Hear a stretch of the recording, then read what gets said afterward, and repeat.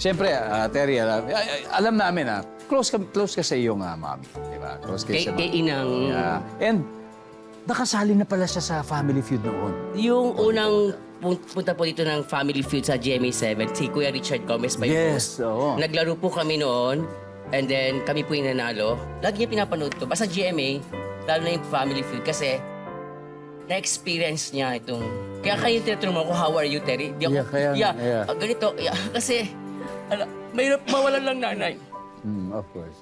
I'm sure nanonood siya ngayon, Inang. Yes. And magandang kahit papaano, naging banding niyo siguro ito. Pero at the same time, I'm sure she's glad to know na nandito ka. Kaya good luck sa inyong laro ngayon. Diba? You're gonna play, ngayon playing with a purpose. O, diba?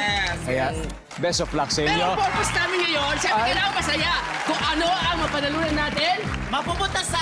kanila! Kala nyo, ha? Sa amin. Sa inyo.